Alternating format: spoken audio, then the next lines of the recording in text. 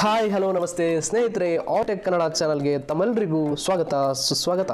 ಹೌದು, ಇವತ್ತು ನಾವು ಭಾರತದ ಬಜೆಟ್ ಸೆಗ್ಮೆಂಟಲ್ಲಿ one of the best smartphone ಆಗಿರುವಂಥ ರಿಯಲ್ಮಿ 7ಅನ್ನು ಡೀಟೇಲ್ ಆಗಿ ರಿವ್ಯೂ ಮಾಡಲಿದ್ದೇವೆ.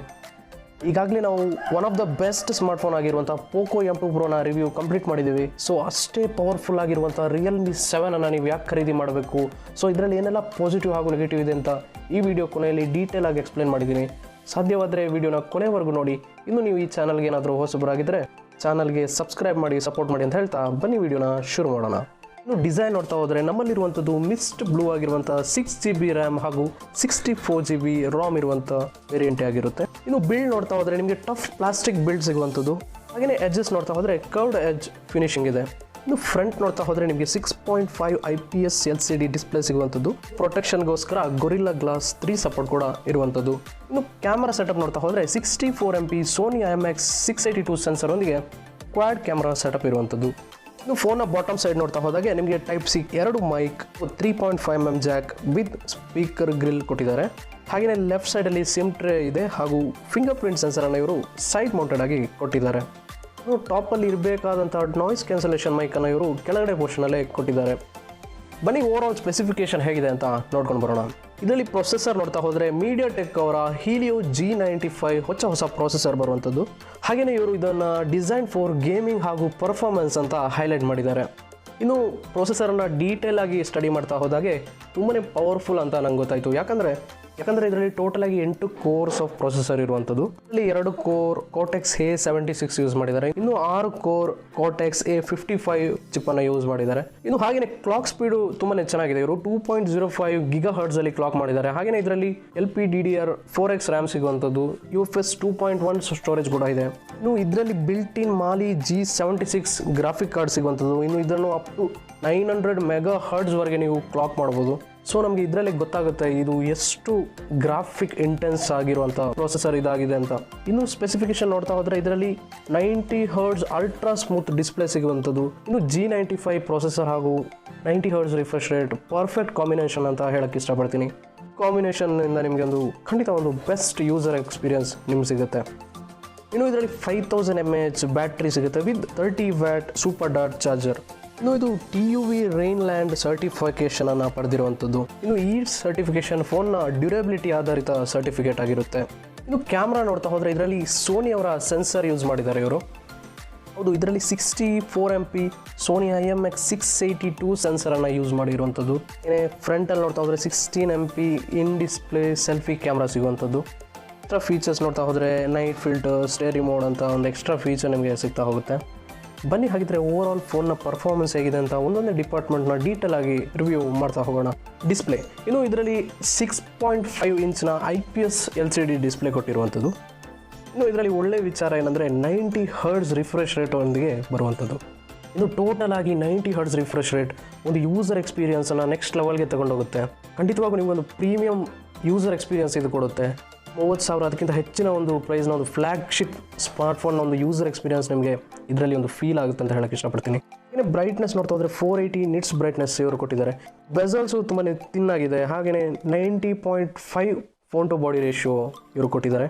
ಹಾಗೆಯೇ ಪ್ರೊಟೆಕ್ಷನ್ಗೆ ಇವರು ಗೊರಿಲ್ಲಾ ಗ್ಲಾಸ್ 3 ಇವರು ಕೊಟ್ಟಿರುವಂಥದ್ದು. ವಿಡಿಯೋ ಎಕ್ಸ್ಪೀರಿಯನ್ಸ್ ನೋಡ್ತಾ ಹೋದರೆ ತುಂಬಾ ಚೆನ್ನಾಗಿದೆ ಅಂತ ಹೇಳಕ್ಕೆ ಇಷ್ಟಪಡ್ತೀನಿ. ಹೌದು, ನೀವೇನೋ ಆ್ಯಪ್ ಓಪನಿಂಗ್ ಮಾಡ್ತೀರಾ ಅಥವಾ ನೀವೇನೋ ಬ್ರೌಸಿಂಗ್ ಮಾಡ್ತೀರಾ, ಇನ್ನು ಯೂಟ್ಯೂಬಲ್ಲಿ ಒಂದು ಕ್ವಾಲಿಟಿ ವಿಡಿಯೋ ಎಕ್ಸ್ಪೀರಿಯನ್ಸ್ ನಿಮಗೆ ಖಂಡಿತ ಇದರಲ್ಲಿ ಸಿಗುತ್ತೆ. ಹಾಗೆಯೇ ನೀವು ನೆಟ್ಫ್ಲಿಕ್ಸ್ ಅಥವಾ ಅಮೆಝಾನಲ್ಲಿ HD ಸ್ಟ್ರೀಮಿಂಗ್ ಮಾಡಬೇಕಂದ್ರೆ ಅದಕ್ಕೂ ಇವರು ವೈಡ್ ವೈನ್ L1 ಸಪೋರ್ಟು ಕೊಟ್ಟಿದ್ದಾರೆ. ಟೋಟಲ್ ಡಿಸ್ಪ್ಲೇ ಎಕ್ಸ್ಪೀರಿಯನ್ಸ್ ಕನ್ಸಿಡರಿಂಗ್ 15,000 ರೂಪಾಯಿ ಬೆಲೆ 10 out of 10 ಕೊಡೋಕ್ಕೆ ಇಷ್ಟಪಡ್ತೀನಿ. ಇನ್ನು ಸಾಫ್ಟ್ವೇರ್ ಡಿಪಾರ್ಟ್ಮೆಂಟ್ ನೋಡ್ತಾ ಹೋದರೆ Android 10 out of the box ಸಿಗುವಂಥದ್ದು. ಜೊತೆಗೆ ರಿಯಲ್ಮಿ UI ಟಾಪ್ ಸ್ಕಿನ್ ಆಗಿ ಇವರು ಯೂಸ್ ಮಾಡಿದ್ದಾರೆ. ಇದರಲ್ಲಿ ನಿಮಗೆ ಎಕ್ಸ್ಟ್ರಾ ಫೀಚರ್ ಆಗಿರುವಂಥ ಸ್ಪ್ಲಿಟ್ ಸ್ಕ್ರೀನ್, ಡಾರ್ಕ್ ಮೋಡ್, ಈ ಥರ ಅಡ್ವಾನ್ಸ್ ಆಗಿರುವಂಥ ಎಲ್ಲ ಥರದ ಫೀಚರ್ ಇದರಲ್ಲಿ ಇರುವಂಥದ್ದು. ಒಳ್ಳೆ ವಿಚಾರ ಏನಪ್ಪ ಅಂದರೆ ಇದರಲ್ಲಿ ಯಾವುದೇ ರೀತಿಯ ಬ್ಲಾಟ್ವೇರ್ ಅಥವಾ ಆ್ಯಡ್ ನಿಮಗೆ ಸಿಗೋಲ್ಲ. ಸ್ನೇಹಿತರೆ, ತುಂಬಾ ಒಂದು ಕ್ಲೀನ್ ಆ್ಯಂಡ್ರಾಯ್ಡ್ ಎಕ್ಸ್ಪೀರಿಯನ್ಸ್ ನಿಮಗೆ ಇದರಲ್ಲಿ ಖಂಡಿತ ಸಿಗುತ್ತೆ. ಹಾಗಾಗಿ ಸಾಫ್ಟ್ವೇರ್ ಡಿಪಾರ್ಟ್ಮೆಂಟು ತುಂಬ ಚೆನ್ನಾಗಿದೆ. ಬನ್ನಿ ಕ್ಯಾಮ್ರಾ ಹೇಗಿದೆ ಅಂತ ನೋಡ್ಕೊಂಡು ಬರೋಣ. ಕ್ಯಾಮ್ರಾ ನೋಡೋದಾದರೆ 64MP ಸೋನಿ IMX 682 ಮೇನ್ ಕ್ಯಾಮ್ರಾದೊಂದಿಗೆ ಬರುವಂಥದ್ದು. ಹಾಗೆಯೇ 8MP ultra wide, 2MP macro, 2MP portrait black and white ಸೆನ್ಸರನ್ನು ಇವರು ಯೂಸ್ ಮಾಡಿದ್ದಾರೆ. ಇನ್ನು ಫ್ರಂಟಲ್ಲಿ ನೋಡ್ತಾ ಹೋದರೆ 16MP ಇನ್ ಡಿಸ್ಪ್ಲೇ ಸೆಲ್ಫಿ ಕ್ಯಾಮ್ರಾನ ಯೂಸ್ ಮಾಡಿದ್ದಾರೆ. ಇದು ಕ್ಯಾಮ್ರಾ ಇಂಟರ್ಫೇಸ್ ನೋಡ್ತಾ ಹೋದರೆ ಹೀಲಿಯೋ G95 ತುಂಬಾ ಆರ್ಟಿಫಿಷಿಯಲ್ ಇಂಟೆಲಿಜೆನ್ಸ್ ಬೇಸ್ಡ್ ಪ್ರೊಸೆಸರ್ ಅಂತ ಹೇಳಲಾಗುತ್ತೆ. ಹಾಗೆಯೇ ಇದರಲ್ಲಿ ತುಂಬಾ AI ಫೀಚರ್ಸನ್ನು ಕೊಟ್ಟಿದ್ದಾರೆ. ಇದರಲ್ಲಿ ಬನ್ನಿ ಕೆಲವೊಂದು ಫೋಟೋ ಶಾಟ್ಸನ್ನು ನೋಡ್ಕೊಂಡು ಬರೋಣ. ಫಸ್ಟ್ ಪಿಕ್ಕಲ್ಲಿ ನೋಡ್ಬೋದು ತುಂಬಾ ಹೆವಿ ಸನ್ಲೈಟಲ್ಲಿ ತೆಗೆದಿರುವಂಥ ಪಿಕ್ ಇದು. ಸ್ಕೈ ಕಲರ್ ಇರ್ಬೋದು ಅಥವಾ ಗಿಡದ ಎಲೆಯ ಒಂದು ಕಲರ್ ಇರ್ಬೋದು, ತುಂಬಾ ಚೆನ್ನಾಗಿ ಬಂದಿದೆ ಅಂತ. ಮ್ಯಾಕ್ರೋ ಪೋರ್ಟ್ರೇಟ್ ಶಾಟ್ಸು ತುಂಬಾ ಅದ್ಭುತವಾಗಿ ಕೆಲಸ ಮಾಡುತ್ತೆ ಇದರಲ್ಲಿ. ಸೊ ಈ ಪಿಕ್ಕಲ್ಲೂ ನೋಡ್ಬೋದು ಮ್ಯಾಕ್ರೋ ಶಾಟ್ ಇರ್ಬೋದು ಅಥವಾ ಆಟೋ ಫೋಕಸ್ ಡಿಟೆಕ್ಷನ್ ಇರ್ಬೋದು, ಚೆನ್ನಾಗಿದೆ ಅಂತ ಹೇಳ್ಬೋದು. ಕಲರ್ ಅಕ್ಯುರೇಸಿ ಇರ್ಬೋದು ಅಥವಾ ವಾರ್ಮರ್ ಟೋನ್ ಇರ್ಬೋದು, ತುಂಬಾ ಚೆನ್ನಾಗಿದೆ. ಇನ್ನು ಕ್ಯಾಮ್ರಾ ಆಪ್ಟಿಮೈಸೇಷನ್ ಸ್ಲೈಟ್ಲಿ ವಾರ್ಮರ್ ಆಗಿ ಮಾಡಿದ್ದಾರೆ ಅಂತ ಅನಿಸುತ್ತೆ ನನಗೆ. ಫ್ರಂಟ್ AI ಕ್ಯಾಮ್ರಾ ಔಟ್ಪುಟ್ ನೋಡ್ತಾ ಹೋಗ್ಬೋದು ನೀವು. ಅದರಲ್ಲೂ ಹಾಗೆ ಪೋರ್ಟ್ರೇಟ್ ಬೊಕೆ ಎಫೆಕ್ಟ್ ಇರ್ಬೋದು, ತುಂಬಾ ಚೆನ್ನಾಗಿ ಕೊಟ್ಟಿದ್ದಾರೆ. ಕ್ಯಾಮ್ರಾ ತುಂಬಾ AI ಬೇಸ್ಡ್ ಆಗಿರೋದ್ರಿಂದ ಎಡ್ಜ್ ಡಿಟೆಕ್ಷನು ತುಂಬಾ ಚೆನ್ನಾಗಿದೆ. ಇನ್ನು ಸ್ಕಿನ್ ಟೋನ್ ಸ್ವಲ್ಪ ವೈಟಿಶ್ ಆಗಿ ಬಂದಿರೋದನ್ನು ನೀವು ಗಮನಿಸ್ಬೋದು. ವಿಡಿಯೋಗ್ರಫಿ ನೋಡ್ಬೋದು, ಫೋಕಸ್ಸು ತುಂಬ ಚೆನ್ನಾಗಿ ವರ್ಕ್ ಆಗುತ್ತೆ. ವಿಡಿಯೋ ಕ್ವಾಲಿಟಿ ಆಗಿರ್ಬೋದು ಅಥವಾ ಬ್ಯಾಕ್ಗ್ರೌಂಡ್ ಲೈಟ್ ಆಗಿರ್ಬೋದು, ಸ್ಯಾಚುರೇಷನ್ ಲೆವೆಲ್ ಆಗಿರ್ಬೋದು, ತುಂಬಾ ಚೆನ್ನಾಗಿ ಡೀಸೆಂಟಾಗಿ ಮೇಂಟೈನ್ ಮಾಡಿದ್ದಾರೆ. Videography up to 4K 30 frame per second ಇದೆ. ಇನ್ನು ಸ್ಲೋ ಮೋಷನ್ ಇರ್ಬೋದು ಅಥವಾ ಶಾರ್ಟ್ ವಿಡಿಯೋ, ಈ ಥರ ಎಕ್ಸ್ಟ್ರಾ ಫೀಚರ್ಸನ್ನೆಲ್ಲ ಇವರು ಆ್ಯಡ್ ಮಾಡಿದ್ದಾರೆ ಇದರಲ್ಲಿ. ಸೊ ಓವರಾಲ್ ಆಗಿ ಕ್ಯಾಮ್ರಾ ಹೇಗಿದೆಪ್ಪ ಅಂದರೆ ಡೀಸೆಂಟ್ ಕ್ಯಾಮ್ರಾ, ಸೆಲ್ಫಿನೂ ಚೆನ್ನಾಗಿದೆ, ವಿಡಿಯೋಗ್ರಫಿನೂ ಚೆನ್ನಾಗಿದೆ. ಟೋಟಲ್ ಆಗಿ ನಿಮ್ಮ ಡೇ ಟು ಡೇ ಯೂಸ್ಗೆ ಒಂದು ಒಳ್ಳೆ ಕೆಲಸ ಮಾಡುತ್ತೆ ಅಂತ ಹೇಳ್ಬೋದು. ಬನ್ನಿ ಇದರ ಸ್ಪೀಕರ್ ಔಟ್ಪುಟ್ ಹೇಗಿದೆ ಅಂತ ನೋಡ್ಕೊಂಡು ಬರೋಣ.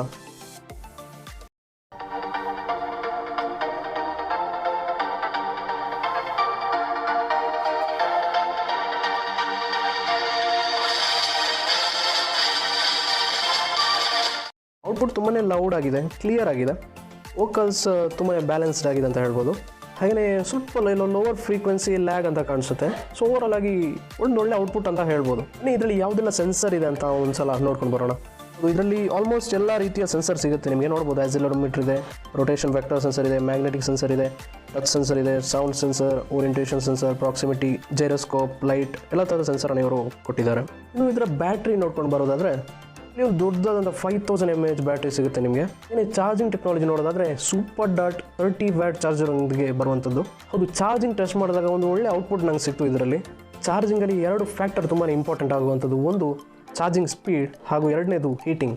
ಅದು ಚಾರ್ಜಿಂಗ್ ಸ್ಪೀಡ್ ಆಗಬೇಕು, ಹೀಟಿಂಗು ಕಂಟ್ರೋಲಲ್ಲಿ ಇರಬೇಕು. ಇದು ಬಹಳನೇ ಇಂಪಾರ್ಟೆಂಟ್ ಫ್ಯಾಕ್ಟರ್ ಆಗಿರುವಂಥದ್ದು. So super dot charger crazy ಆಗಿದೆ ಅಂತ ಹೇಳಕ್ಕೆ ಇಷ್ಟಪಡ್ತೀನಿ. ಹೌದು ಸ್ನೇಹಿತರೆ, 10 ನಿಮಿಷದಲ್ಲಿ ನಿಮಗೆ 30ರಿಂದ 40% ಚಾರ್ಜಿಂಗ್ ಸ್ಪೀಡ್ ನಿಮಗೆ ಕೊಡುತ್ತೆ ಇದು. ಹೌದು ಸ್ನೇಹಿತರೆ, ಕೇವಲ 10 ನಿಮಿಷ ಚಾರ್ಜ್ ಮಾಡಿದರೆ ನಿಮಗೆ 30ರಿಂದ 40% ಬ್ಯಾಟ್ರಿ ಫಿಲ್ ಆಗುತ್ತೆ ಇದರಲ್ಲಿ. ಬ್ಯಾಟ್ರಿ ಡಿಪಾರ್ಟ್ಮೆಂಟ್ ಅಂತೂ ನಿಮಗೆ ಪ್ರೀಮಿಯಂ ಒಂದು ಹೈ ಎಂಡ್ ಟೆಕ್ನಾಲಜಿ ನಿಮಗೆ ಕೊಟ್ಟಿದ್ದಾರೆ ಅಂತಲೇ ಹೇಳ್ಬೋದು.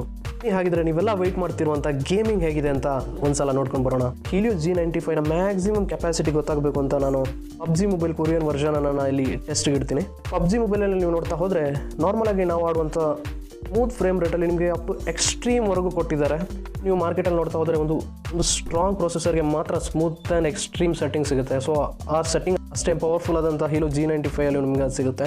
ಹಾಗೆ ನಾನು ಇದರಲ್ಲಿ ತುಂಬಾ ಕ್ಲಾಸಿಕ್ಸ್ ಹಾಗೂ ಕಸ್ಟಮ್ ಮ್ಯಾಚ್, EDM ಇರ್ಬೋದು, ಎಲ್ಲ ಥರದ ಮೋಡನ್ನು ನಾನು ಆಲ್ಮೋಸ್ಟ್ ಎಲ್ಲ ರೀತಿಯಾದಂಥ ಒಂದು ಗೇಮಿಂಗ್ ಟೆಸ್ಟನ್ನು ನಾನು ಮಾಡಿರ್ತೀನಿ ಇದರಲ್ಲಿ. ಇನ್ನು ಔಟ್ಪುಟ್ ಬಗ್ಗೆ ಹೇಳಬೇಕಂದ್ರೆ ತುಂಬಾ ಇಂಪ್ರೆಸಿವ್ ಅಂತ ಹೇಳ್ಬೋದು. ನಾನು ತುಂಬಾ ಎಕ್ಸೈಟೆಡ್ ಆಗಿದ್ದೆ ಯಾವ ಥರ ಗೇಮಿಂಗ್ ಔಟ್ಪುಟ್ ಬರ್ಬೋದು ಅಂತ. ಹೌದು, ಕಸ್ಟಮ್ ಮ್ಯಾಚಲ್ಲಿ ನನಗೆ ಯಾವುದೇ ರೀತಿಯಾದಂಥ ಮೇಜರ್ ಫ್ರೇಮ್ ಡ್ರಾಪ್ ಇರ್ಬೋದು ಅಥವಾ ಜೈರೋಸ್ಕೋಪ್ ಲ್ಯಾಗಿಂಗ್ ಇರ್ಬೋದು ಯಾಕಂದರೆ ನಾನು ಇದರಲ್ಲಿ 4 ಫಿಂಗರ್ ಫುಲ್ ಜೈರೋ ಆಡಿ ನೋಡಿದೆ. ಸೊ ಜೈರೋಸ್ಕೋಪು ತುಂಬಾ ಒಳ್ಳೆ ಕ್ವಾಲಿಟಿಯನ್ನು ಪ್ರೊವೈಡ್ ಮಾಡಿದ್ದಾರೆ ಇವರು. ಇನ್ನು ಹಾಟ್ ಡ್ರಾಪ್ ಬಗ್ಗೆ ಕೇಳಬೇಕಂದ್ರೆ ಹೌದು, ಇಂಟೆನ್ಸಿಟಿ ವೆರ್ಷನಲ್ಲಿ ಒಂದು ಅದ್ಭುತವಾದ ಪರ್ಫಾರ್ಮೆನ್ಸ್ ನನಗೆ ಇದರಲ್ಲಿ ನೋಡ್ಲಿಕ್ಕೆ ಸಿಕ್ತು. ಹೌದು, ಓವರ್ ಆಲ್ ಗೇಮಿಂಗ್ ಬಗ್ಗೆ ಹೇಳಬೇಕಂದ್ರೆ ಒಂದು ಅದ್ಭುತವಾದಂಥ ಒಂದು ಕೊಡುಗೆ ಬಜೆಟ್ ರೇಂಜ್ಗೆ ರಿಯಲ್ಮಿ ಅವ್ರ ಕಡೆಯಿಂದ ಅಂತ ನಾನು ಹೇಳಕ್ಕೆ ಇಷ್ಟಪಡ್ತೀನಿ.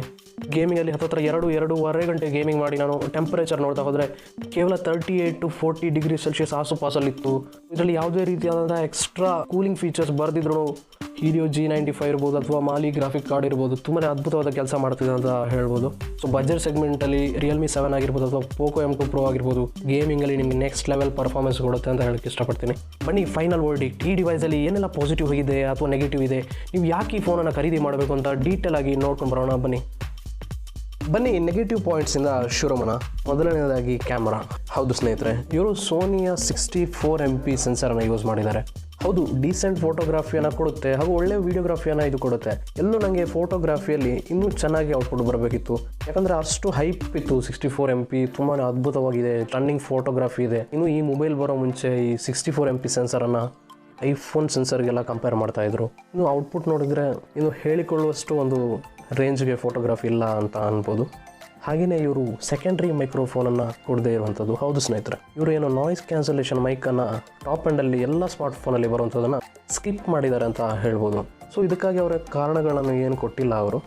ಇದರ ಕೊರತೆಯಿಂದ ಏನಾಗುತ್ತಪ್ಪ ಅಂದರೆ ಕ್ವಾಲಿಟಿಯಲ್ಲಿ ಸ್ಲೈಟ್ಲಿ ನಾಯ್ಸನ್ನು ನಾವು ಎಕ್ಸ್ಪೆಕ್ಟ್ ಮಾಡ್ಬೋದು. ಇನ್ನು ತುಂಬಾ ಕ್ರೌಡೆಡ್ ಪ್ಲೇಸಲ್ಲಿ ನಾನು ಕ್ವಾಲಿಟಿ ಟೆಸ್ಟನ್ನು ಮಾಡಿ ನೋಡಿದಾಗ ಇನ್ನು ಸ್ವಲ್ಪ ಒಂದು ಡಿಸ್ಟ್ರಾಕ್ಷನ್ ನನಗೆ ಫೀಲ್ ಆಯಿತು. ಯಾಕಂದರೆ ಸೆಕೆಂಡ್ರಿ ಮೈಕ್ರೋಫೋನ್ ತುಂಬಾ ಇಂಪಾರ್ಟೆಂಟ್ ಫ್ಯಾಕ್ಟರ್ ಆಗುತ್ತೆ. ಇನ್ನು ಮೂರನೇ ನೆಗೆಟಿವ್ ಪಾಯಿಂಟ್ ನೋಡೋದಾದರೆ ಬಿಲ್ಡ್ ಕ್ವಾಲಿಟಿ.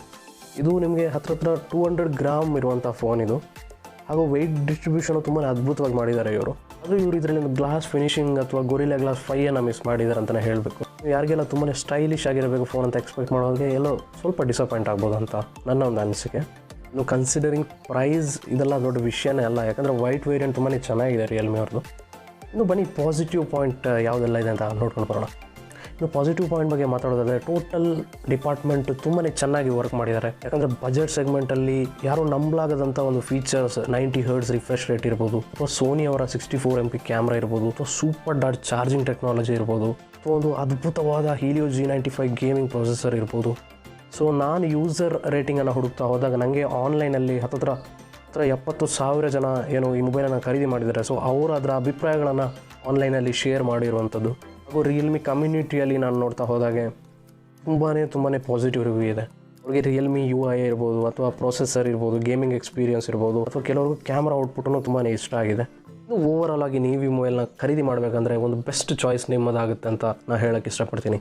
ಸೊ ನಿಮ್ಮ ಅಭಿಪ್ರಾಯಗಳನ್ನು ಕಮೆಂಟ್ ಸೆಕ್ಷನಲ್ಲಿ ಬರೆದು ತಿಳಿಸಿ. ಇನ್ನು ನೀವೇನಾದರೂ ಈ ಚಾನಲ್ಗೆ ಹೊಸಬರಾಗಿದ್ದರೆ ಚಾನಲ್ಗೆ ಸಬ್ಸ್ಕ್ರೈಬ್ ಮಾಡಿ, ಸಪೋರ್ಟ್ ಮಾಡಿ ಅಂತ ಹೇಳ್ತಾ ಇನ್ನು ಮುಂದಿನ ವೀಡಿಯೋದಲ್ಲಿ ನಿಮ್ಮ ಭೇಟಿ. ಅಲ್ಲಿವರೆಗೂ ಟೇಕ್ ಕೇರ್, ಬಾಯ್ ಧನ್ಯವಾದ.